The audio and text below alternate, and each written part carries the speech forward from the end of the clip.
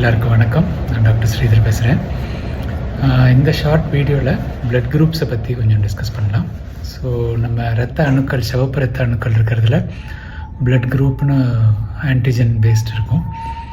ஒவ்வொருத்தருக்கும் ஒவ்வொரு specific blood group இருக்கும். இது வந்து நம்ம பேரண்ட்ஸ்டேருந்து இன்ஹெரிட் பண்ணுற குரூப். ஸோ மெயினாக டிஸ்கஸ் பண்ணால் ஏபிஓ அண்ட் ஆர்ஹெச் ரெண்டு different types of blood group systems இருக்குது.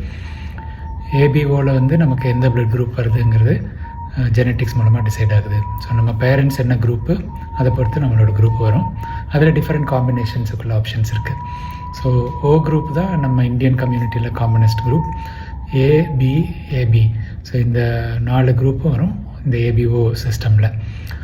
ஓ குரூப்னா 0 ஆன்டிஜன். ஸோ அதில் ஸ்பெசிஃபிக் ஆன்டிஜன் கிடையாது. ஒரு பேரண்ட்டுக்கு ஓ குரூப், இன்னொரு பேரண்ட்டுக்கு ஏ குரூப் இருக்குது. அந்த மாதிரி இருந்தால் பேபியோட blood group either O R A வரும். நம்ம ஏ இருக்கும், ஏ ஆர் பி குரூப்பாக இருந்தோம்னா அதுலேயும் ஸ்ட்ராங் ஏ, அதாவது ஹோமோசைகஸ் ஏன்னு இருக்குது. கம்ப்ளீட்டாக ஏ இல்லாமல் ஒரு ஓ ஒரு ஏ இருந்ததுன்னா ஹெட்ரோசைகஸ்னு சொல்லுவோம்.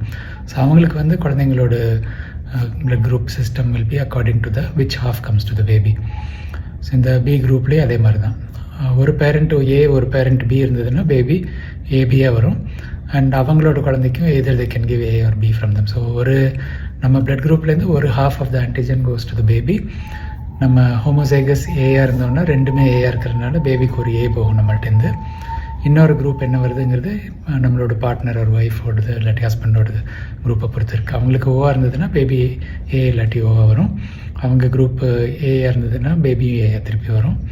பி ஒரு பேரண்ட் ஏ ஒரு பேரண்ட் பின்னா either it can be AB or AB according to the combinations. இந்த பிளட் குரூப்போட இம்பார்ட்டன்ஸ் என்ன?